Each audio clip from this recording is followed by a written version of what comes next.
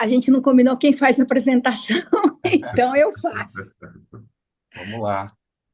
Bom, boa noite a todas as pessoas presentes. Bom dia, tarde e noite a quem estiver assistindo essa gravação. Essa aqui é a primeira de uma série de encontros que faremos aqui pelo S23, esse grupo do Cidadania voltado para a discussão, para o posicionamento em relação aos diversos temas relacionados à sustentabilidade. Aceitamos sugestões para próximos encontros, próximas palestras. Já temos sinalizado aí uma apresentação do prefeito de Curvelo, que faz parte aqui desse grupo, a gente ainda não confirmou data nem nada, e eu já passo a palavra para a Emília, que é a nossa apresentadora de hoje, nossa expositora de hoje, e eu peço para a Emília já fazer a sua própria apresentação. Lembro que é bom todo mundo deixar o seu microfone fechado, levantar a mão se for se manifestar, e lembro também que isso está sendo gravado para disponibilidade geral no YouTube. Se alguém tiver alguma restrição, então pode deixar sua câmera fechada, por exemplo, mas, em regra, este evento está sendo gravado. Emília, está com você a palavra. Obrigada, Soninha. Boa noite. Gostaria de pedir para a Laís compartilhar a tela, por favor.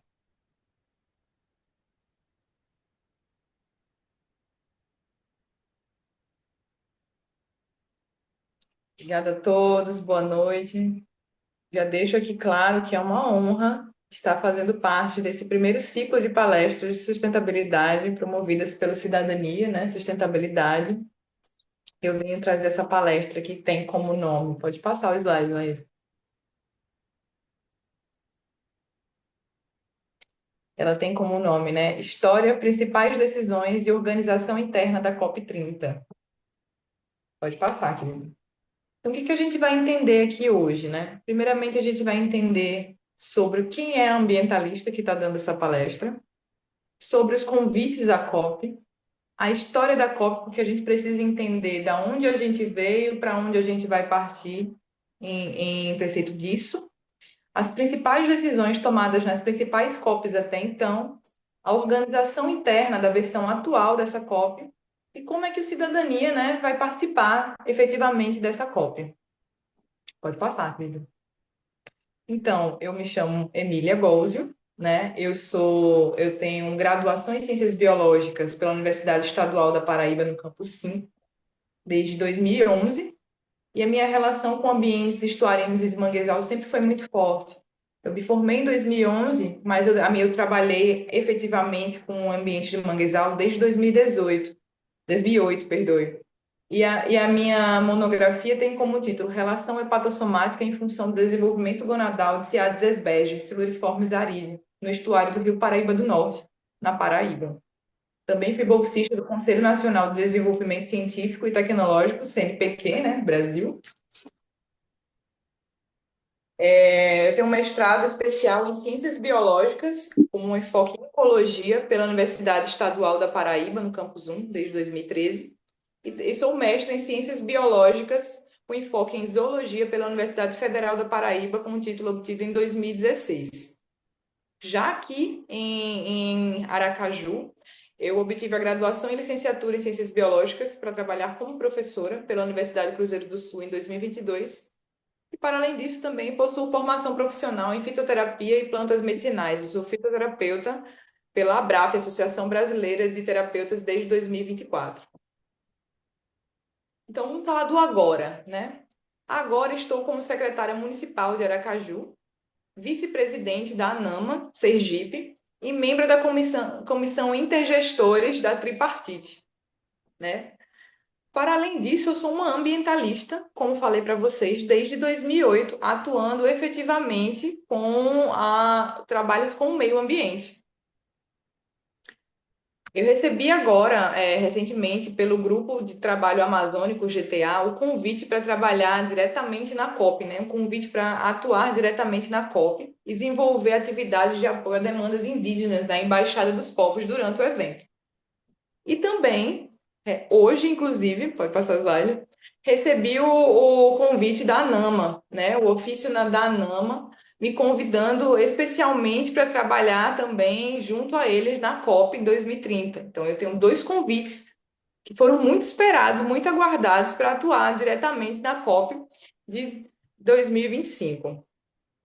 Pode passar.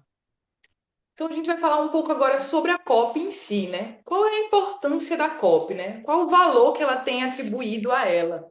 Primeiramente, ela vai ter um valor imensurável para a esfera global, porque ela vai atuar na mitigação que favorecerá a informação e prevenção de grandes impactos ambientais.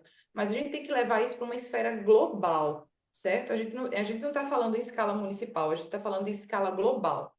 A importância da COP como um todo é que ela é a Conferência das Partes, ela é o UNFCCC. Oi? Enfim, ela é a Conferência das Partes, a UNFCCC, né? A United States Framework Convention on Climate Change. Ela vai tratar diretamente da COP. Por quê? A COP ela vai ser uma reunião, vai ser a culminância da UFNCCC, certo? Todos os anos vai acontecer o encontro de líderes que vai debater ou negociar políticas que moldarão o futuro do planeta. O impacto disso, que são as decisões tomadas nesse contexto, são tão importantes como qualquer outra decisão de alto risco, porque vocês têm que entender que as decisões que acontecem dentro da COP moldam a economia global voltada para o meio ambiente. Quando um país assume um tratado, assina um tratado, ele tem que se comprometer em um quantitativo anual de entregar esses resultados. E para entregar esses resultados, ele precisa ter isso na dotação orçamentária do país. Ele tem que estar previsto, ou seja, a COP molda também a economia de um país voltada para o meio ambiente, que afeta diversos outros setores do país também. Pode passar. Então, a gente vai entender um pouco agora sobre a história da COP, né? Como uma linha do tempo. Você pode passar só mais uma vez? Isso. Em 1992, aconteceu, então, a Cúpula da Terra, que aconteceu aqui no Rio de Janeiro, no Brasil, que deu origem à UFNCCC, desculpa, ao UNFCCC, certo? Foi mundial, é global a importância disso, mas não foi o único tratado que foi debatido em 1992. A gente tem que ter ideia que esse evento foi feito pela ONU, certo? E a ONU, ela tem uma função importante que ele vai produzir um acordo juridicamente vinculativo, que são chamados os tratados. Em 92 foram produzidos então 3 tratados. A UFNCCC, que dá origem à COP, que é essa COP 30 como a gente conhece hoje, mas também deu origem a 2 outros tratados. Um que falava sobre biodiversidade e outro que falava sobre desertificação. Esses outros 2 tratados também produzem COPs, que são esses eventos de culminância, e também são anuais, mas não são na mesma data do que a COP de mudanças climáticas. Embora isso, esses dois tratados, que também têm COPs anuais, produzem documentos que são subsídios também para as decisões tomadas na COP de mudanças climáticas, justamente porque tem assuntos muito similares, né? Muito perto um do outro. Lembrando que em 1992, que foi a primeira, né, conferência de gestores de outros países que vieram para o Brasil para tratar justamente de causas ambientais promovidas pela ONU, só existiram 100 gestores globais, ou seja, 100 representantes mundiais estiveram na COP de 92. Pode dar mais um cliquezinho. Em 1995, a gente teve, então, a COP1, ela aconteceu em Berlim. E diferente do que aconteceu em 92, ela já foi direcionada para mudanças climáticas. Em 1995, então, que foi os países afirmaram em Berlim o compromisso de se ter uma COP anualmente, mas só para mudanças climáticas. Então, separando por tratados, o tratado da UNFCCC agora era debatido globalmente, anualmente, por uma decisão na primeira COP de Berlim. E essa, diferente da primeira COP, que teve só 100 gestores nacionais, né, no caso dos países, essa tiveram 5.000 representantes. Houveram já o início das delegações por países. Pode mais um clique, por favor, Laísa. Em 1997, a gente então teve a COP3, que foi a COP no Japão, especificamente em Kyoto. Muitos de nós aprendemos na escola sobre o protocolo de Kyoto justamente por conta dessa COP. mas outros de nós também não tivemos esse assunto na escola porque isso aconteceu depois da fase escolar. O protocolo de Kyoto foi um protocolo de extrema importância, porque fazia um compromisso, era um tratado vinculativo de vários países que assumiam um compromisso de reduzir em 5% a emissão dos gases de efeito estufa. Isso foi revolucionário. E também nesse momento, nessa COP3, assinou-se também a possibilidade das pessoas, dos membros que estavam participando dessa COP, a trazerem o ônus para os países desenvolvidos que tinham total autonomia de reduzir esses gases porque eles estavam prejudicando países em desenvolvimento. Os Estados Unidos assinou o protocolo de Kyoto, mas ele não ratificou, porque ele se sentiu extremamente prejudicado pelo protocolo de Kyoto como foi escrito, porque ele colocava ônus em países desenvolvidos. Pode dar mais um clique, Lenson.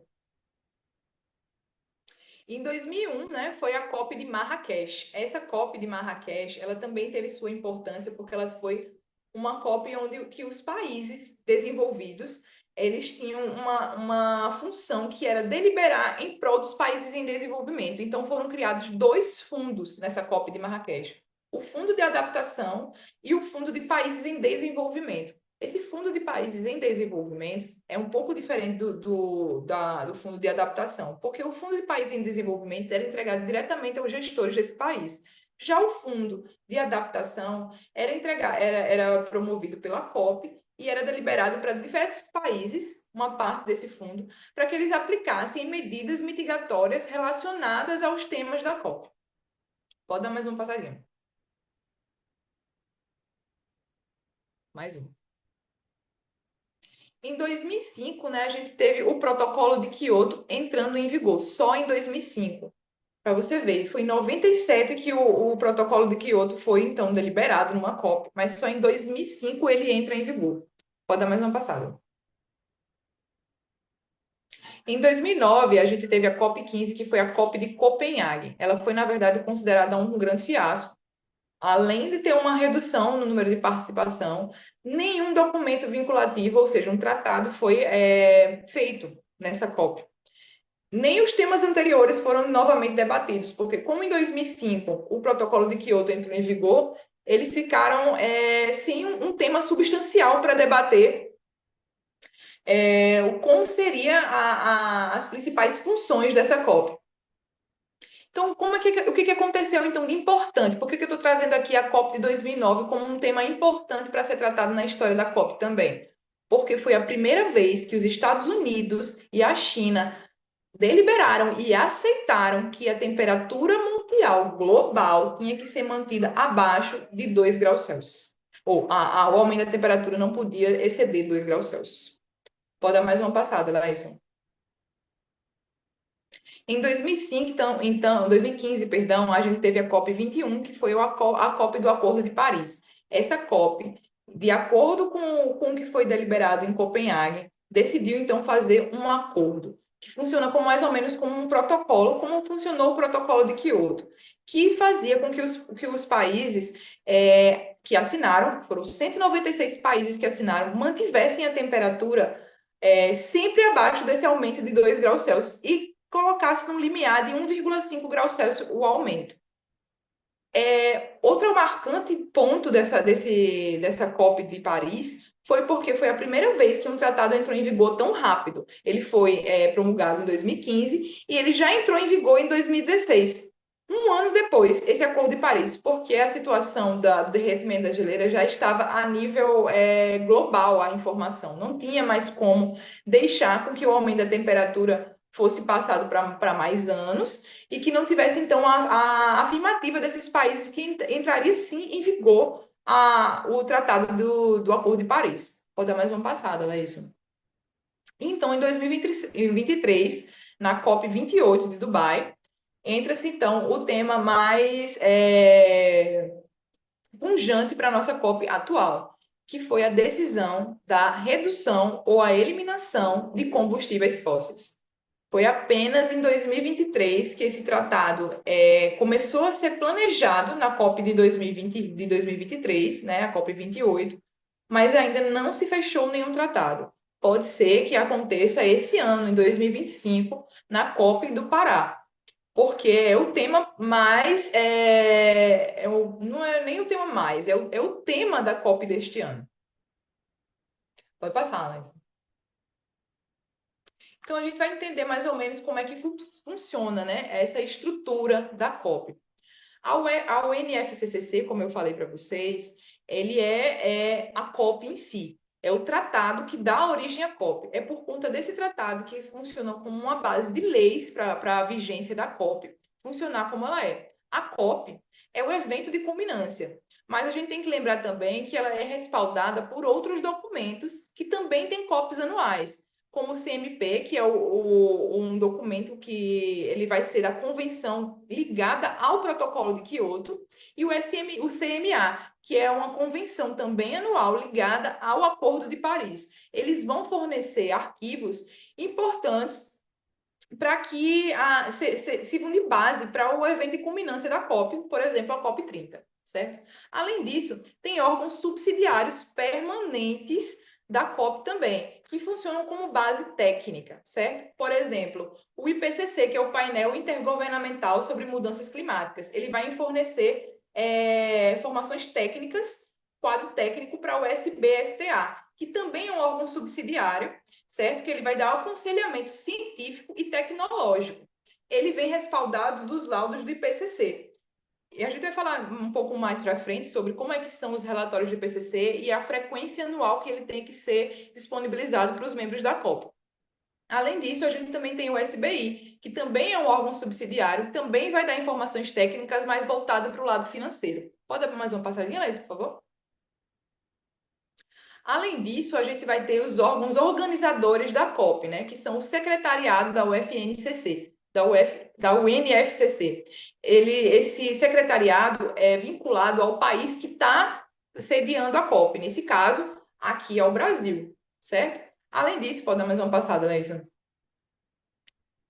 Além disso, a gente também tem o facilitador do processo de negociação, que é o presidente da COP, que esse ano a gente tem como a presidente Ana Toni, né, que é a secretária de Mudanças Climáticas do Ministério do Meio Ambiente. Mais uma passadinha, Laís, por favor. Além disso, a gente tem outros órgãos, instituições e grupos de trabalho, como o Comitê de Adaptação, para pegar o que foi tratado nas COPs anteriores e ver o que pode ser usado de modelo para tratar na COP atual. Tem o Comitê Permanente de Análise Financeira, tem o Comitê Permanente de Danos e Riscos, e também tem outros especialistas em áreas que não necessariamente estão ligadas ao meio ambiente, mas que podem servir de base técnica para o funcionamento de uma COP como um todo. Pode passar, Laís. Então, a gente vai entender um pouco agora como é que funcionam essas partes, certo? Cada parte na reunião anual da COP é representada por uma delegação nacional. Essa delegação pode variar de 1 a mais de 1.000 de participantes nessa COP, certo? Mas existem 5 partes definidas para que a gente entenda como é que vão se dar os blocos. Mais para frente a gente vai entender isso. O primeiro é a África, o segundo, pode passar, isso, é a Ásia Pacífico, o próximo é a Europa Oriental, pode passar. Pode passar. Os outros que estão mais ligados à parte da agricultura, né, que é a América Latina e Caribe, pode passar. E a Europa Ocidental e outros estados, pode passar. Esses são 5 blocos, esses são as 5 partes, mas elas são separadas em blocos de negociação. E esses blocos de negociação, que são os grupos, eles têm tamanhos distintos e eles estão ligados especificamente ou por localização geográfica ou por poderio econômico, certo? Por exemplo, o primeiro é o G77 e China. Ele começou com 77 países mais a China, mas hoje em dia ele conta com uma coalizão formada por 134 países. A China vai oferecer um apoio político e financeiro ao grupo, mas não é oficialmente um membro, certo? Tem também o bloco dos LDCs, que são países menos desenvolvidos. A capacidade limitada de adaptação aos efeitos de alterações climáticas. São alguns países da África, alguns países da América Latina e países caribenhos, certo? Que fazem parte desse LDCs. Os AOSs são alianças de pequenos estados insulares, representando os interesses de pequenas nações insulares, particularmente vulneráveis a essas mudanças climáticas, principalmente no que se diz respeito à perda de território. Pode passar, Laís. Além disso, temos os blocos do Grupo Africano, que são países africanos que trabalham para garantir desafios e as necessidades climáticas da África sejam reconhecidas e apoiadas em acordos internacionais. Mas não são todos os países africanos que fazem parte do Grupo Africano. Em geral, a maioria dos países africanos fazem parte dos LDCs, que são os países menos desenvolvidos, que precisam, inclusive, de um subsídio do Fundo de Apoio a Mudanças Climáticas, que a gente já comentou anteriormente. Além disso, tem o bloco de negociação da União Europeia, que são os países desenvolvidos, e ele conta com um bloco único de reuniões para a COP. Eles são uma coalizão bastante fechada, inclusive. E o grupo tem também o grupo Umbrella, que é a coalizão de países desenvolvidos não pertencentes à União Europeia, que vai contar com Canadá, Estados Unidos, Japão, Nova Zelândia, algumas vezes a China também, porque a gente tem que entender que nesses blocos de negociação são transitórios. Os países podem migrar de um bloco para outro de acordo com as necessidades daquele país, ou de proximidade geográfica, ou com um poderio econômico, enfim. O bloco que é fechado, que não é aberto a nenhum outro país pertencente a outros blocos, é o da União Europeia. Pode passar mais uma vez, que ainda faltam dois blocos.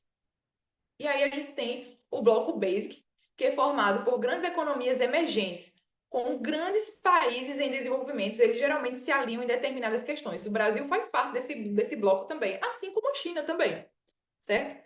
E aí temos o bloco AILAC, que é a Aliança Independente da América Latina e Caribe. É um grupo de 8 países, é o menor grupo. Eles compartilham interesses principalmente por semelhança, né, de território. Pode passar, Léo. A gente precisa entender, então, como é que são as decisões dentro desse bloco, né? Isso são os princípios. O primeiro princípio é o princípio do consenso. Pode passar. É o princípio do consenso. Pode passar mais um. Esse princípio do consenso, ele está ligado, sem dúvida, ao princípio mais importante a ser compreendido. Por quê? Diferente do que é a maioria das decisões mundiais, elas não acontecem por votação, por número de votos. Ela acontece por consenso.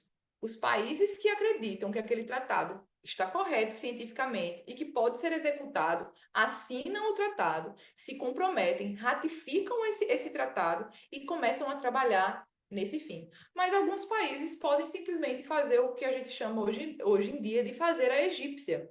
Não assinar o tratado, não falar sobre, e isso acontece, vai sendo passado, e aquilo ali, os países que entraram em consenso, por exemplo, no Acordo de Paris, que 196 países assinaram, eles entraram nesse consenso, outros países não assinaram. Eles não precisam assinar, porque não é preciso uma votação de maioria para que aquele acordo entre em vigor. Pode passar. O outro princípio é a contribuição voluntária. Um país que concorda que aquele tratado está efetivamente, tecnicamente correto, ele pode entrar juntamente com outros países para trabalhar, né, com uma contribuição voluntária, mesmo que aquele país diretamente não esteja envolvido naquela causa, naquele quesito em questão. Pode passar. Aí temos também uma parte um pouco mais complicada. Essa tem esse nome mesmo, é assim mesmo que esse princípio é tratado. É responsabilidade comuns, porém diferenciadas e respectivas capacidades. Pode passar, Laís. As responsabilidades diferenciadas. Como uma responsabilidade é dada, mas ela é diferente para um país em desenvolvimento e um país desenvolvido. Então, as responsabilidades pelo aumento da temperatura é diferenciada para essas partes. Pode passar mais uma vez. Aí temos as responsabilidades comuns, aquelas responsabilidades que países da mesma categoria, ou seja, não categorizando o desenvolvimento de países, mas países desenvolvidos podem ter responsabilidades comuns, assim como países em desenvolvimento e assim como países que precisam do fundo para conseguir alcançar as mitigações necessárias para uma mudança climática. Pode passar. Além disso, a gente também tem as capacidades respectivas, que é dar, por exemplo, ou uma penalidade ou aceitar um termo vinculativo quando as capacidades são respectivas. Colocar de forma justa o que cada um pode contribuir para a tomada de uma decisão. Pode passar mais uma vez. Então, para que isso aconteça, né, para que a gente esses documentos visam equilibrar a necessidade de proteção ambiental global e, ao mesmo tempo, reconhecer disparidades econômicas existentes entre as nações. Essas três formas, né, que no caso são o consenso, a participação voluntária e a responsabilidade comum, porém diferenciada, e respectivas capacidades, são as três formas que acontecem para se aceitar um tratado, ou seja, as maiores decisões globais ambientais passam por essas três esferas de princípio para que sejam, então, implementadas para uma futura COP, ou decididas com inexistentes para COPs anteriores. Pode passar. O calendário, pode passar mais uma vez. Então, dos eventos anuais, né? Como eu falei para vocês, as COPs são anuais e elas acontecem de novembro a dezembro. Além disso, eu tenho as reuniões anuais do BON, que são todo mês de julho, e elas são referentes à COP, mas elas têm um traço mais financeiro, certo? Como que os países podem lidar com o fundo para que isso auxilie os documentos de tomada de decisão na COP? Além disso, tem os relatórios que contribuem para a COP também, como as NDCs, que são a cada 5 anos. As NDCs são planos de trabalho por país, porque não tem como se promover um documento único com uma metodologia única para todos os países que têm realidades distintas e têm uma economia distinta. Então, cada um vai ter o seu plano de trabalho. Ele é enviado a cada 5 anos, mas ele tem que ser atualizado a cada 2 anos, no princípio da transparência, e só as informações principais, não é o documento como um todo, esse documento completo só a cada 5 anos, né? Além disso, também tem o balanço de trabalho. Esse balanço de global, ele também a cada 5 anos, eles vão avaliar os planos de trabalho, as NDCs, e além disso, eles vão ver se esse balanço está voltado a um bom funcionamento desse balanço, podendo ser, então, atualizado e mudando o plano de trabalho também, certo? Além disso, tem os relatórios da IPCC, né, que são os painéis intergovernamentais de mudanças climáticas. Eles vão oferecer subsídio técnico, juntamente com a SBSTA, que eu falei anteriormente. Eles vão enviar laudos técnicos dos países e que pode variar de 5 a 7 anos. Esses três documentos servem como base para servir de matéria técnica para o que vai ser debatido nas COPs, certo? Então, é um trabalho que vem ao longo de anos, é uma linha temporal para que aconteça uma COP anual. É um trabalho que acontece, por exemplo, há 7 anos atrás. A COP que vai acontecer esse ano conta com um relatório que foi enviado há 7 anos atrás. Além disso, também tem um trabalho contínuo, né? Que são os programas de trabalho que tem, como eu falei para vocês, tem que estar atualizado a cada 2 anos. Os relatórios desses programas de trabalho que têm que ser atualizados a nível nacional. O trabalho diplomático em andamento, porque a COP acontece anualmente, mas outras COPs acontecem também anualmente. E, normalmente, os membros que participam da COP de mudanças climáticas também vão participar da COP de biodiversidade e desertificação, porque essas COPs vão estar sempre de acordo com os planos de trabalho de cada país, os balanços e os relatórios de IPCC. Eles servem como matéria técnica. Então, esse trabalho diplomático tem que estar sempre atualizado e esses gestores desse trabalho diplomático têm que estar sempre em comunhão com as pessoas que estão fornecendo esses relatórios técnicos. E, além disso, tem a fiscalização para saber se a implementação desses planos de trabalho estão acontecendo também. Pode passar. Então, como é que é a organização atual da COP hoje em dia? A COP, então, é dividida em 2 zonas. Então, pode passar mais uma vez. A zona azul, ela é reservada, né, para participantes credenciados. Existem 2 formas de entrada na zona azul, certo? Delegações inteiras, que são convidadas, certo? E o chefe de uma delegação. Existem 2 crachás, inclusive. O crachá rosa, que é o de chefe da delegação, e o crachá vermelho, que é membro dessa delegação, mas que tem poder de voto também.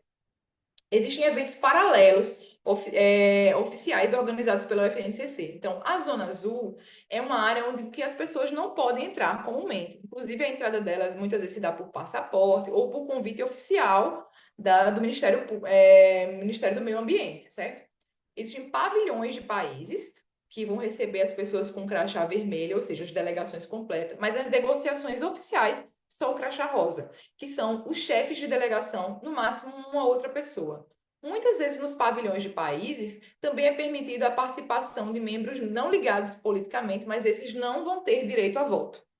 Essa imagem aí, por exemplo, é de uma negociação oficial, certo? Que acontece só com os chefes de delegação, no máximo uma pessoa a mais. Essas não são abertas para o público como um todo. Pode passar mais uma vez. A Zona Verde, né, é uma zona que funciona como um centro de inovação, uma colaboração e apresentação de soluções para questões relacionadas ao clima. São exposições e pavilhões não organizados oficialmente pela UNFCCC. Como assim? É o país que cedia que vai fornecer esse espaço da Zona Verde. Existiu, então, editais do governo que chamaram as ONGs, que chamaram os projetos, que chamaram as pessoas que trabalharam com um trabalho especificamente voltado para mudanças climáticas. Esse processo ainda está em tratativa, ainda não tem um resultado oficial, inclusive dos membros que vão ser convidados para fazerem parte dessa exposição, que gera até críticas que a gente vai falar um pouco mais à frente. Mas essa parte é aberta às pessoas que receberam o convite e aberta à sociedade em comum. Mas existe também uma certa dificuldade em relação a isso. Por quê? A gente vai falar mais das dificuldades mais para frente, mas nessa parte vão se encontrar as instalações de arte, exibições de filmes, espaços para conexão e colaboração, porque as pessoas da Zona Azul não ficam fixas na Zona Azul, elas transitam também pela Zona Verde, elas veem o que está exposto nas Zonas Verdes e podem, inclusive, levar para implementar nos seus países também, inclusive com delegações não, expositores como um todo. Eles levam delegações de expositores completas para outros países. Inclusive, isso é muito comum. Então, quando as pessoas são escolhidas para exporem seus trabalhos, expor os trabalhos de suas ONGs ou seus projetos na COP, é uma grande honra, porque elas podem sim ser chamadas por outros países para aplicar, para resolver os problemas, mitigar aqueles problemas de outros países também. Pode passar mais uma vez, por favor. Então, como é que dá, né, esse trabalho da reunião da COP? Na primeira semana, a gente vai ter a cerimônia de abertura. Ela é aberta a todos, tanto para a Zona Verde como para a Zona Azul, mesmo que exista um espaço exclusivo para os membros da Zona Azul. Tem as negociações técnicas. Essas negociações técnicas são feitas pela delegação como um todo da Zona Azul, certo? E os eventos paralelos, que são esses expositores, os shows, os filmes, né, a parte educativa como um todo. Na semana 2 ainda vão acontecer esses eventos paralelos, mas entra também agora a segmentação ministerial de alto nível. Nessa parte, só o crachá rosa que vai entrar. Nessa parte, só os chefes de delegação têm a capacidade, então, de decisão.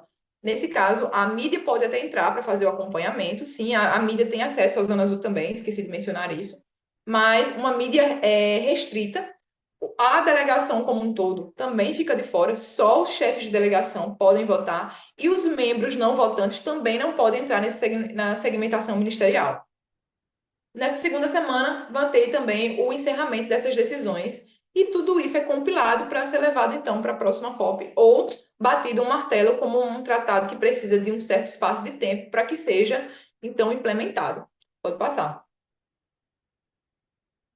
É importante mencionar, antes de falar desse próximo slide, inclusive, é importante mencionar que é uma grande preocupação dos membros, né, da UNFCCC em relação ao tamanho das delegações. A COP é feita para ser um evento cada vez menor, apenas feito para os gestores que podem deliberar, de certa forma, para o meio ambiente. Mas acabou que virou um evento paralelo grandioso, que também é altamente custoso. Mas qual é a maior preocupação, antes de falar do Pará? A maior preocupação é que países, por exemplo, na COP passada, o país que levou a menor delegação levou 4 pessoas, enquanto o país que levou a maior delegação levou mais de 5.000 pessoas. chega a ser injusto na hora de uma decisão, porque é um país que leva uma delegação de 5 mil pessoas, ela vem respaldada de um corpo técnico enorme. Então, será que essas decisões estão sendo de forma justa? É importante que a gente pense sobre isso também. E a polêmica maior é por que o Pará, certo? Se a COP vai tratar principalmente de relativo ao ambiente amazônico, ao bioma Amazônia, a delegação que se ofereceu, no caso o Brasil, poderia ter escolhido a Amazônia, no caso Manaus, certo? Por que escolheu o Pará? Foi uma decisão do Ministério do Meio Ambiente voltada a uma melhoria urbana no Pará. Vejam que Manaus recebe um aporte financeiro anual, principalmente por conta do conhecimento do seu bioma e de territórios indígenas também que lá estão. Ela recebe subsídios financeiros de outros setores que podem ser investidos para a melhoria urbana de Manaus. Isso não acontece com o Pará, certo? Ele também tem um bioma amazônico, mas ela não tem essa infraestrutura. Então, qual foi a sacada do Brasil? Faz-se a COP lá, porque esse investimento bilionário vai ser devolvido ao Pará de uma forma grandiosa que talvez nem tão cedo o Pará tivesse. Que tipo de investimento será esse? É a instalação de uma rede de coleta de esgoto de 50 quilômetros, além do investimento de 41,8 milhões para o desenvolvimento de uma metodologia para o gerenciamento de resíduos sólidos, além de iniciativas de educação ambiental e inovação biotecnológica. Fora isso, foi também criada uma secretaria extraordinária para a COP30, a SECOP, né? Além do Ministério do Meio Ambiente, além do Ministério do Meio Ambiente, não, além da Secretaria de Mudanças Climáticas, dentro do Ministério do Meio Ambiente, também foi envolvida a Ministério do Turismo, o Ministério de Infraestrutura e o Ministério de Segurança, que é para a gente ter uma COP bastante promissora. Entendam, pessoal, vocês devem lembrar como foi a Copa e as Olimpíadas que aconteceram no Brasil. O tanto de críticas que o nosso país recebeu, inclusive dos brasileiros, achando que a gente não ia conseguir produzir um bom evento, que a gente não ia dar conta da infraestrutura, de que os países que seria uma Copa e uma Olimpíada vergonhosa para o Brasil, e a gente mostrou uma Olimpíada e uma Copa reconhecida mundialmente. Os atletas e membros de delegações de outros países falam muito bem da Copa e das Olimpíadas que aconteceram no Brasil. É importante que a gente também consiga pensar um pouco promissoramente, em vez de falar apenas dos detalhes negativos. Não são detalhes. Considero plenamente que não são detalhes. O que tem sido feito com reservas indígenas, com território e com pouca escuta dos membros locais é um fator extremamente relevante. Mas eu acredito sim que a gente consiga fazer uma implementação de uma infraestrutura que consiga receber esse evento em tempo hábil, com todas as ressalvas de críticas que precisam e merecem ser feitas também dentro do estado do Pará. Uma delas, por exemplo, é essa árvore fake, que inclusive está na imagem para vocês. Mas agora eu trago também uma visão, como estou como secretária do Meio Ambiente. É um recurso caríssimo a gente trazer árvores já de grande porte para serem realocadas em estruturas que não precisariam nem comprar-se árvores, porque a gente está falando do Pará, território amazônico, aquilo ali foi devastado. Mas agora, com o que a gente tem? Essa foi uma solução rápida. É uma árvore de ferro com plantas ornamentais por cima, visando um sombreamento. Que, no curto espaço de tempo que se tem para a produção da COP, e o evento como um todo, e a gente precisa de áreas sombreadas, foi a medida mais rápida. Ela é uma medida que é para ser tomada no lugar da arborização urbana? Obviamente que não. É isso que o Estado do Pará tem falado. Óbvio que não. Mas ela é uma medida rápida, é uma solução rápida de sombreamento para o evento. E isso vem em paralelo, inclusive, com a secretária municipal do Meio Ambiente do Pará, do Estado do Pará, perdoe, tem falado muito sobre isso. É uma ação rápida, mas que o plano de arborização não parou. Continua e está vigente. Ela não é uma substituição da arborização natural. Pode passar. Naison. Pode passar mais uma vez. Mais uma vez. Então, a gente vai falar agora da logística, né? Do que é importante que a gente entenda para o funcionamento de uma COP. Ela precisa de uma equipe local, com presença de dezenas a milhares de participantes para garantir, né, toda a logística do evento, acomodações, transportes remessas, e a gente não está falando aqui de viagens desses gestores, não. A gente está falando aqui do transporte de equipamentos e estrutura para que aconteça a COP. Lembrando que é muito difícil, né, a locomoção dentro do estado do Pará quando se vem de fora de outros países. O frete, a logística disso é muito mais cara. Serviços de alimentação e serviços bancários. Além disso, a gente precisa também ter bem firmada a tecnologia de informação e comunicação. Esses são os pontos principais que estão sendo debatidos para que o funcionamento dessa COP aconteça da melhor forma possível. E que traz algumas ressalvas também. Por exemplo, o Ministério do Meio Ambiente garantiu que haverão alguns cruzeiros que vão ficar ancorados ali, né, nos rios, para que recebam as delegações de outros países. Mas por que cruzeiros? Por que não garantir, então, a prioridade nos hotéis? Porque a cidade também sofre da incapacidade da gestão hídrica, ou seja, pode ser que falte água. Então, nesses cruzeiros, estaria garantido, então, o aporte hídrico, né, que existe o abastecimento comum para os membros de delegações internacionais e membros de delegações nacionais da Zona Azul. Mas isso não garante que os outros participantes encontrem esses desdobramentos de infortúnio, certo? A gente tem que lembrar que é um grande problema. A questão da logística, da estrutura do evento vai ser está sendo debatido como um grande problema. É difícil encontrar acomodações hoje em dia. Quem recebeu seus convites, que já está nas tratativas de ir para a COP, está vendo como está caro. Um Airbnb para 11 dias está chegando na faixa de 100 mil. Já não existe mais vagas em hotéis. Algumas pousadas já não têm mais vagas também, a menos aquelas que têm uma avaliação né, um pouco mais baixa. Né? Essas ainda, algumas poucas têm vagas, mas com um valor exorbitante. Isso o Brasil ainda vai ter que definir como é que vai ser a melhor forma de tratar sobre essa questão também. Pode passar. Então, pessoal, eu finalizo aqui essa primeira palestra por meio da cidadania, né, do nosso partido, do S23, em relação à COP30 que vai acontecer na Amazônia. Eu deixo claro que é muito importante que essa apresentação está sendo salva, né, gravada, por quê? Porque isso tudo que a gente aprendeu hoje aqui, que a gente ouviu nessa palestra, a gente não encontra no Google. Eu consegui esse curso através do governo federal por ser membro da CB27. O que é a CB27? É a Associação de Gestores Municipais das Capitais Brasileiras. A gente teve acesso a esse curso porque alguns de nós recebemos esse convite para a COP de forma direta pelos nossos trabalhos, justamente por ter alguns gestores municipais terem desenvolvimento técnico, né? Serem realmente ligados ao meio ambiente, não ser apenas uma indicação política. Eu reforço que isso é muito importante para que a gente tenha políticas públicas efetivas relativas ao meio ambiente.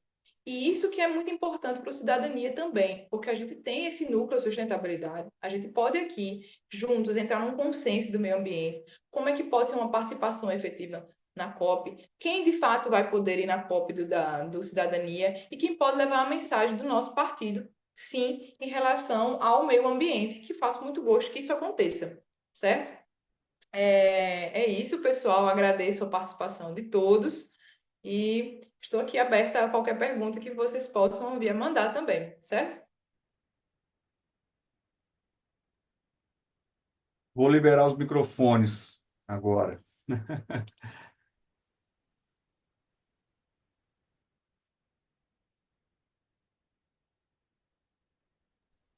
Obrigada, Laírson. Espetacular, Emília. Muito obrigada. É como você disse, não se acha no Google. Eu tenho umas 3 páginas de perguntas. Eu acho que a gente pode algum dia, estou sugerindo aqui, abrir uma sessão só de perguntas e respostas. Sem problema. Mas eu gostaria de fazer algumas, vou escolher algumas que eu acho que são mais abrangentes assim, e menos pontuais. Quando você diz que os Estados Unidos, em uma determinada COP, assinou, mas não ratificou, o que isso significa exatamente? significa que ele concordou que aquele documento realmente precisa ser vinculado, precisa ser tratado nas próximas COPs como um documento oficial, mas ele não implementou as mudanças no seu país. Ou seja, ele fez a egípcia, assinou para ninguém reclamar no dia e depois falou assim: olha, não vai dar para aplicar porque esse documento entra em conflitância com a nossa economia. Então, isso ainda pode acontecer. Inclusive, alguns países que assinam e que ratificam podem voltar atrás. Não é uma decisão definitiva. Então, aí, quais são as sanções para quem não entrega aquilo com que se comprometeu? Existem multas, certo? Promovidas pela ONU, e essas multas vão direto para os dois tipos de fundo criados na COP de Marrakech, né? Que é o Fundo de Adaptação e o Fundo de Países em Desenvolvimento. Então, essas multas são dadas pela ONU e cabe aos países terem um tanto de tempo a pagar, inclusive. Países em desenvolvimento, inclusive com escalas diferentes de pagamento. Mas Uhum, isso é um documento dos órgãos subsidiários de financiamento. Não é uhum, aberto para todos. A gente não sabe como é que é cobrado e como é a diferença de um país para o outro. Inclusive, é uma informação que eu gostaria muito de ter também. uhum. Eu até anotei aqui em algum lugar uma pergunta sobre esses dois fundos, sobre o fundo de adaptação e o fundo de mitigação, é isso? É o Fundo de Adaptação e o Fundo de Países em Desenvolvimento. É um fundo que é só voltado Ah, diretamente para os gestores dos países. entendi. E o fundo de adaptação, como que é a destinação dele? Por exemplo, países que não tenham como mudar a emissão de carbono, que ainda não conseguiram adaptar a emissão de gases de efeito estufa, porque ainda não é lei naquele país a produção de geladeiras que não tenham a emissão de gases de efeito estufa, ou a produção de quantidade de lixo. Então, eles Uhum, recebem o aporte desse fundo para ter uma uhum, adaptação, tanto nas leis quanto nas regras mesmo do país de eliminação da infraestrutura mesmo de causos que atrapalhem, né, essa mitigação em frente à mudança climática. uhum. E esses são aqueles fundos que a gente reclama que os países desenvolvidos têm de fazer aportes maiores. Eles Isso. recebem os recursos de multas daqueles que não cumpriram com os compromissos assumidos. Então, eu queria saber que outras fontes de recurso há, se é que há, e como é que se decide a destinação de cada um deles? Quem é o gestor desse fundo que aprova propostas, demandas feitas pelos países? Tem um órgão, uma comissão permanente, que é a comissão financeira, né, que ela vai determinar como é que vai se dar a destinação dessas verbas. Além disso, os países em desenvolvimento, elas anualmente liberam um valor específico para o país, que inclusive está dentro do plano de trabalho de cada país, anualmente para esse fundo. Além das multas, os países entregam voluntariamente esse valor Uhum, anualmente para países em desenvolvimento. E quem são esses países? Normalmente os membros do bloco LDCs, que são os países uhum, menos favorecidos, que precisam do auxílio desse fundo mesmo, inclusive até para estarem na COP. uhum. Então, esses são os fundos, aqueles para qual a gente reivindica, tem que ter 1 trilhão de dólares e não esses valores irrisórios diante da necessidade. É disso que a gente está falando. Exatamente esses. Inclusive, também foi na COP de Marrakech que definiu-se que precisava de um aporte maior, né, nessas verbas anuais de alguns países em desenvolvimento para até 2020 para que existisse a redução da redução, vai ser difícil entender essa frase, mas a redução das florestas de cada país. Para Então, eles, entender. eles tiveram um aporte financeiro até 2020. É comum que, por exemplo, o país esteja normalmente habituado a doar 1 bilhão anual para esse fundo. No ano seguinte, ele pode doar 1,5 bilhão, porque esse meio foi relativo a esse fundo específico que foi para a redução das florestas. Uau! Isso é variável anual. Aham. Gente, se alguém tiver perguntas, me interrompa, senão eu vou ficar aqui fazendo as minhas. Você Eu disse tenho. que a China, vou só fazer mais uma então. A China oferece apoio político e financeiro ao G77. O que seria esse apoio político? Quando eles estão deliberando em conjunto, né, quando eles tomam uma decisão em conjunto, já é um apoio político.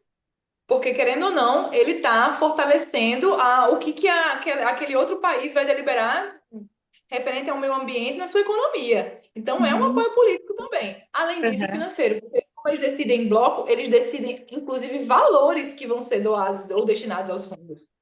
aham. Mas e por que que ela não é membro do G77? Por uma questão geográfica. Ah, tá. Entendi. Ok. Deixa eu passar agora. Quem é mesmo que tem uma pergunta? Luiz Eduardo. Luiz Eduardo, por favor. Boa Oi, noite a Luiz, tudo todos. bom? Sou Luiz Eduardo, aqui do Cidadania Aracaju. Parabenizar a iniciativa. Realmente é importante, uma vez que a grande maioria de nós não poderemos estar presente na COP, né, agora, COP 30, lá no Pará. É importante que nós que vivemos em estados, né, diretamente é, sujeitos aos impactos das mudanças climáticas, principalmente que vivemos aqui à margem do Oceano Atlântico, né, e vivemos numa capital extremamente quase que ao nível do mar, então efetivamente esses impactos afetarão diretamente a nossa sociedade. O que chama a atenção nesses movimentos, que começou lá em 1972, lá em Estocolmo, né, é que a humanidade tem se preocupado realmente com essas alterações por conta das próprias ações humanas. E é importante que nós entendamos que nós dependemos do clima e não o clima depende de nós. Então, a gente precisa reagir enquanto sociedade. O que causa preocupação justamente é esses países ditos, né, aí eu boto entre aspas, desenvolvidos, que tanto utilizaram e contribuíram para o aumento do efeito estufa, para a destruição da camada de ozônio, destruição de florestas, trazem e queiram fomentar políticas que dizem respeito a estados, países em vias de desenvolvimento. O que é que a gente pensa na COP, né? Que são essas conferências das partes? Até que ponto estados e populações mantidas em vulnerabilidades ou em estado de vulnerabilidade podem acessar e podem participar na efetivação e na formulação dessas políticas públicas? Qual o papel do Brasil, né? Qual o papel dos países latino-americanos diante de uma sociedade globalizada com viés extremamente capitalista e qual o poder que nós teremos para impactar políticas internacionais. Eu acho que é importante que a gente decida isso, que a gente também apresente alternativas, que façamos ouvir as vozes daqueles, né, daqueles povos e daquelas populações que, em meio de umas conferências internacionais, geralmente não têm oportunidade de serem ouvidas. Então, essa é uma necessidade que eu acho extremamente importante de que a cidadania está fazendo, realizando. E a gente poder participar disso demonstra também o interesse de quantos cidadãos nós temos para contribuir para a humanidade. Parabenizar a todos aí pelo evento. Então, pessoal, muito importante essa pergunta que o professor fez, o professor Luiz Eduardo fez, por quê? Como é que, de fato, o brasileiro vai participar dessa COP, né? A gente tem conferências municipais, estaduais e nacionais do meio ambiente. Agora, em janeiro, por exemplo, citando o caso Aracaju, nós tivemos a Conferência Municipal do Meio Ambiente. Depois disso, todas as propostas que acontecem lá, os delegados que são escolhidos nessa conferência, são enviados, então, para a conferência estadual. Uma vez que acontece a conferência estadual, da mesma forma, as propostas são escolhidas, os delegados são escolhidos, eles são enviados para a Conferência Nacional, que inclusive vai acontecer agora nos dias 5 e 6, em Brasília, de maio, vai acontecer em Brasília. Nessa Conferência Nacional, pegam-se as propostas que foram escolhidas nos estaduais, e então fecha-se uma temática, né, das propostas do cidadão brasileiro para a participação da COP. É muito importante que o cidadão, que o munícipe, que a gente participe dessas conferências, porque é a nossa voz chegando até uma COP. Infelizmente, o número de participantes e de escolhas não é o que representa uma gama maior do Brasil, mas é o mais próximo de uma conferência de participação efetiva da população brasileira. O Cidadania, infelizmente, não tem um espaço específico para o Cidadania na COP, não existe espaços de partido. Como é que a gente pode aproveitar isso? Quando a gente tem uma pessoa afiliada ao partido que acredita no viés político do Cidadania e que conseguiu esse convite por meio do seu trabalho técnico e vai representar o que a gente tem para mostrar lá. Ou seja, Uhum. nas discussões, nas possibilidades que eu tenha de encontrar qualquer pessoa, qualquer membro do Ministério Público do Meio Ambiente, qualquer político, qualquer pessoa relativa a mudanças globais, é um momento que a gente tem de levar a palavra mesmo do cidadania e ser vinculado nacionalmente, inclusive internacionalmente, porque a gente tem que pensar que é um evento internacional de mudanças climáticas, onde serão decididas as maiores esferas político-ambientais do nosso planeta. A Conferência Nacional já foi? Não me lembro. Não, a nacional não aconteceu ainda, vai acontecer no 5, 6 e 7 de maio, agora em Brasília. Se não me engano, nessas conferências, quem não é delegado, eu não sei se nos grupos de discussão não tem direito a voto, mas tem direito a voz. Estou enganada? Exatamente. Por exemplo, qualquer pessoa pode participar das conferências e pode participar dos grupos, né, de formação de ideias, mas elas não vão ter voto. Só os delegados podem votar. E é minha grande tristeza. Eu tenho um convite para estar, né, na Conferência Nacional, mas eu não sou delegada. Então, eu, de fato, não vou poder decidir o que vai ser deliberado na Conferência Nacional. Uhum. Que é 5 e 6 de maio, agorinha. 7 de maio, né? Isso, em Brasília. Eita, que bom que você está lá para nos representar, compartilha com a gente. Eu não irei para a Conferência Nacional, infelizmente. Não tem direito a voto, mas tem direito a capacidade de argumentação, de persuasão. Eu tenho certeza que você vai poder contribuir. Infelizmente, Soninha. Soninha, tá me escutando? Tô. Infelizmente, eu não vou participar da Conferência Nacional do Meio Ambiente. Entendi. Infelizmente, não participarei. Eu voltei Tá. agora de Brasília e agora as demandas estão intensas. Infelizmente, não vou participar, mas participo do CONAMA. Aham. Ótimo, ótimo. Bom, fica aí a observação, então. Eu não sei se para participar, mesmo com direito à voz, precisa ter uma inscrição prévia.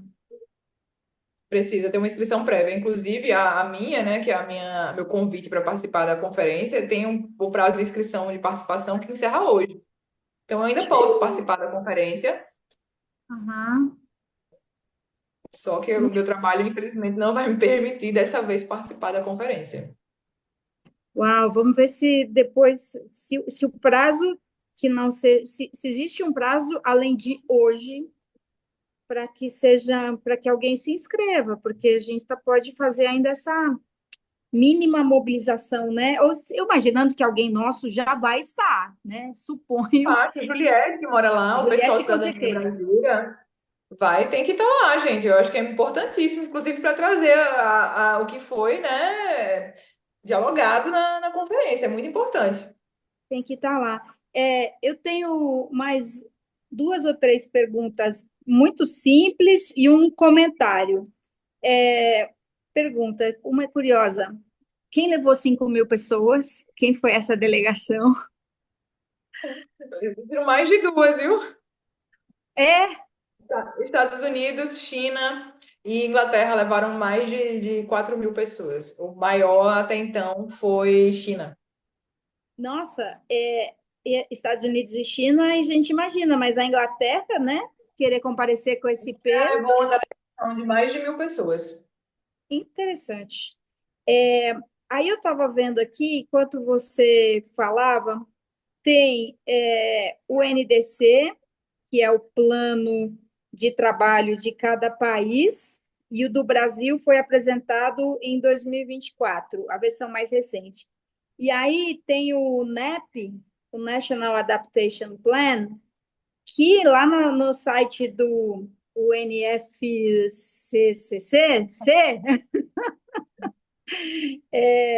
consta que o plano do Brasil, mais recente, do National Adaptation Plan, é de 2016. Não sei se você sabe por que de 2016 para cá o Brasil, né, como país, não apresentou nenhum plano novo de adaptação. Porque não é obrigatório.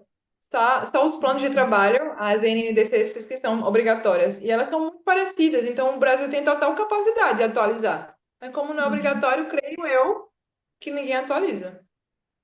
Aí, ou seja, aí tem uma Isso aí abertura. já está na espera do achismo, né? Porque não se atualiza. Eu creio que é porque não tem uma obrigatoriedade, mas de fato o motivo Acho que desconheço. cabe, acho que a gente tem aí uma oportunidade, né, como o S23, de analisar esse plano de 2016 e ver se é o caso da gente, né, como partido, como bancada, se mobilizar para fazer alguma pressão nesse sentido, né? Tipo, pô, a gente está falando de uma COP que trata de adaptação, de recursos para adaptação, e o nosso plano não é atualizado desde 2016.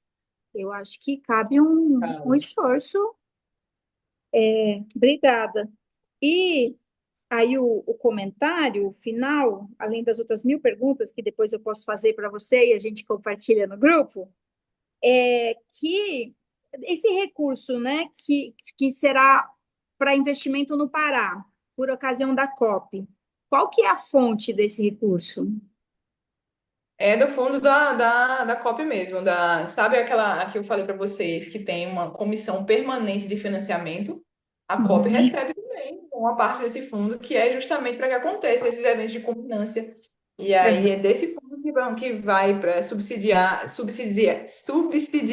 a reforma e a construção das infraestruturas dessas cidades.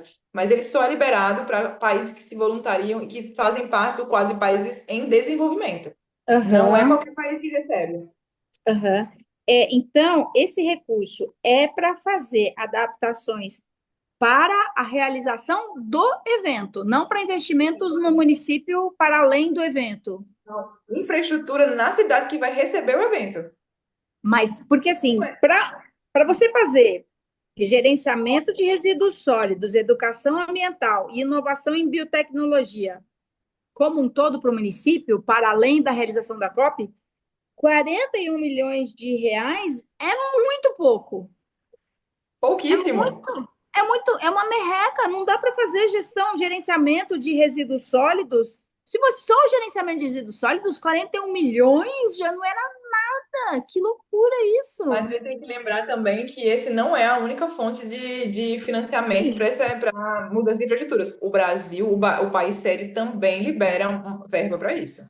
Uhum. Como na Copa, como na Olimpíada. Mas se você pensar O que Brasil também tem que entrar com investimento. cada estádio da Copa, o estádio de Brasília, que foi 100% investimento de recurso público, custou 2 bilhões de reais. É de chorar, né? É de chorar. Bom, Fora as outras milhões de críticas que a gente tem para fazer também em relação claro, ao claro, território do Pará. Assim, claro, claro. Só para Olha, falar um item assim. Bom, eu encerro por aqui e deixando, né, os desdobramentos disso para uma outra hora, inclusive com a possibilidade de da gente ir fazendo até por escrito mesmo, né? Trocando aí complementando algumas informações, coisas que eu queria saber melhor. Tipo, quem está na ILAC, vai, essa é fácil. ai lá, que é variável anualmente, certo? Aham. Mas aí lá que hoje a gente pode contar. Deixa eu ver aqui num país que está bem fácil aqui na minha apresentação da ILAC. Deixa eu ver, ela é América Latina. A Colômbia está na ILAC. Uhum, uhum. A Bolívia está na ILAC. Chile, imagino, tem Chile, uma postura mais progressista, assim, né, em relação a Chile também outros. Aham. Argentina não tá, né, a essa não altura. está na ILAC. Que dúvida, né? Que E o dúvida. Brasil também, Mas o Brasil tá no Basic, né? no meio. Mas o Brasil já transita também nas decisões da ILAC. É isso que eu ia perguntar também, imaginando que os grupos têm, sobreposições, né? Um país não precisa estar num grupo e não participar Não, de não, nenhum. não é definitivo. Exatamente, não é definitivo. Inclusive, muitas vezes eles vão para outros grupos por proximidade geográfica, como eu falei. Então, é comum que o Brasil vá para a ILAC em alguns momentos. A Argentina vá para a ILAC em alguns momentos. Então, ir para a ILAC é participar de um evento anterior à COP, que prepara para a COP, ou lá dentro da COP o grupo se reúne.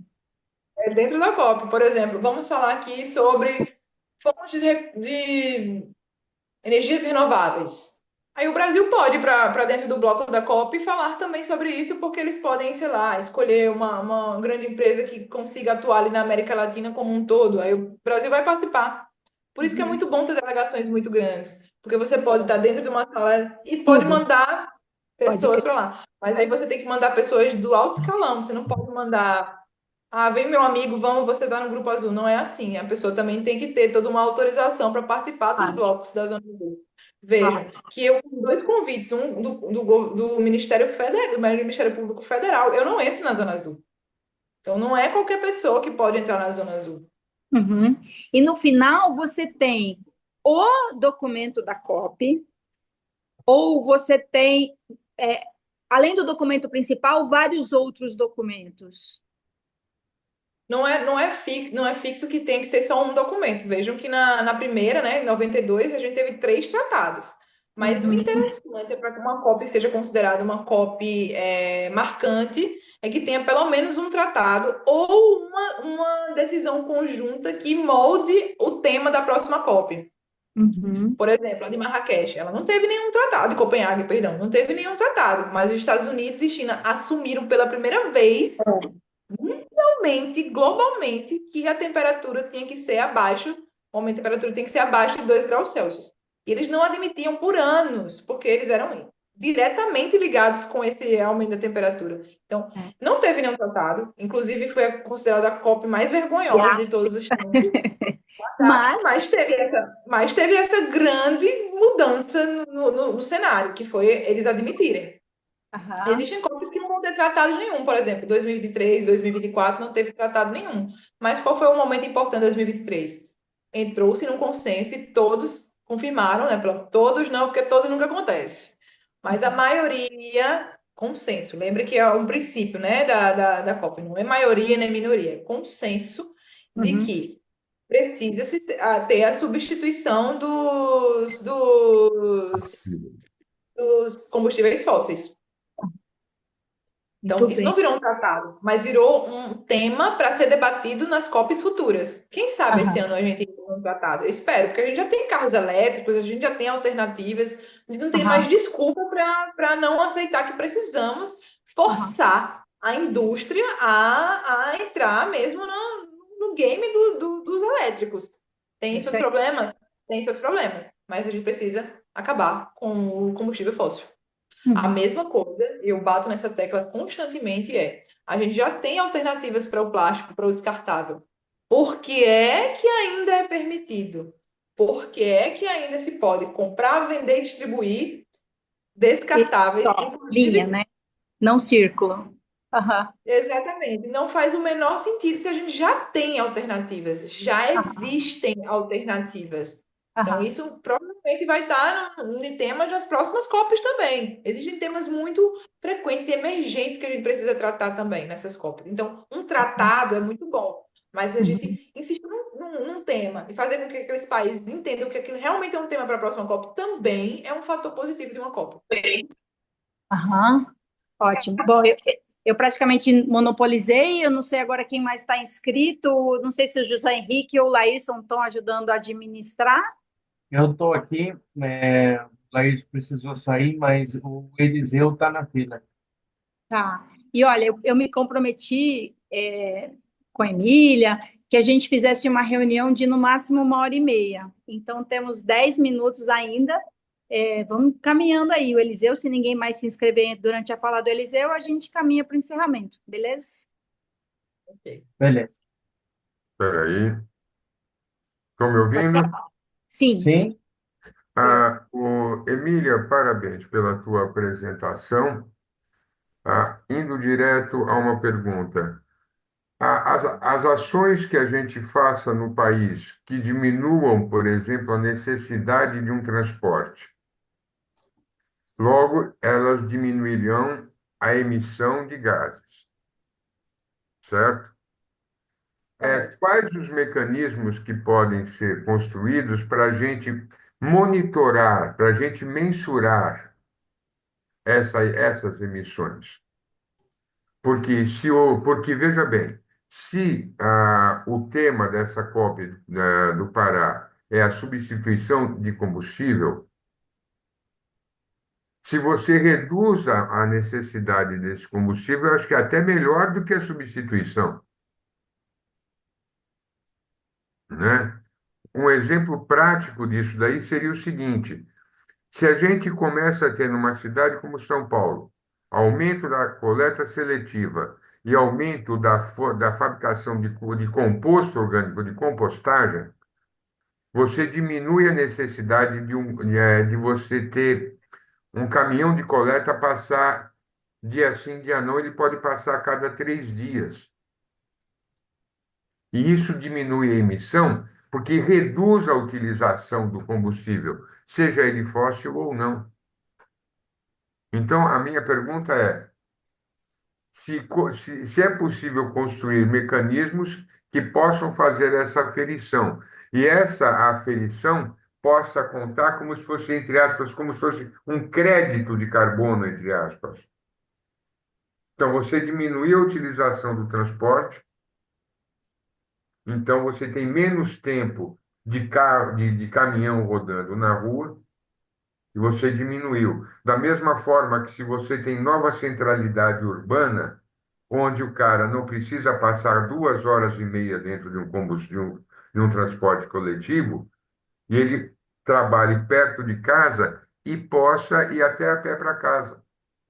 É essa a minha pergunta, do ponto de vista. E se isso pode ser contabilizado para aqueles fundos que já foram colocados? Então, os países em desenvolvimento, eles não têm essa capacidade da aferição da emissão de poluentes local, né? Por exemplo, aquela fábrica libera quanto, aquela vai liberar quanto. A gente tem na esfera do território nacional como um todo de liberação. Por isso que a gente tem a possibilidade de saber quais os países que liberam mais ou menos gases poluentes. Uma alternativa para a redução dos combustíveis, né, no caso, seria escolher transportes que agora não usem mais combustíveis fósseis, que são os carros elétricos. Inclusive, os municípios já têm adotado a trazer os ônibus elétricos para cidades que são refrigerados, que não têm poluição sonora, não são barulhentos e que não vão estar usando combustível fóssil, né, que vão estar sendo abastecidos eletricamente. Como a cidade funciona, as pessoas tendo que ir aos seus trabalhos, as crianças tendo que ir às suas escolas, é difícil fazer uma medida que barre o uso de um veículo ou que a gente tenha a certeza que a gente não vai precisar de usá-los, nem da coleta seletiva, nem nada, assim. Tudo a gente vai precisar de que aconteça diariamente, serviços que são, inclusive, serviços essenciais que rapidamente eles têm que tomar uma volta quando são bloqueados por alguma decisão municipal, por exemplo, eles têm que voltar em vigor no dia seguinte porque são considerados essenciais. A gente não tem como reduzir a frequência que um caminhão de lixo passa. A gente pode escolher maquinarias que sejam adaptadas, cada vez mais novas, para que elas gastem menos ou sejam substituídas pelo elétrico mesmo. Mas é difícil a gente colocar isso como uma missão para o munícipe. Isso tem que ser numa esfera de decisão federal. As grandes empresas também precisam ser penalizadas e responsabilizadas por isso. Não é a minha redução, claro, isso é da consciência de cada um. Eu não uso descartáveis, não tenho esse hábito. Eu tenho minha garrafinha, eu ando ela para qualquer lugar e é assim que vou vivendo. Mas não é por minha culpa ou por culpa de um cidadão que usa o copo descartável que o planeta está como está. É bom a gente também responsabilizar quem é de fato o responsável. Mas a gente pode sim substituir. As medidas para isso copos biodegradáveis e transportes de funcionamento elétrico. Uhum. A combinação de Proibir, onerar, incentivar, né? Um pouco de Exatamente. cada. Questão ambiental mesmo. Eu Emília, só estamos. discordo. Só um comentário, Emílio. Eu acho que tem sim meios de você fazer com que o caminhão de lixo às vezes não passe por um determinado local.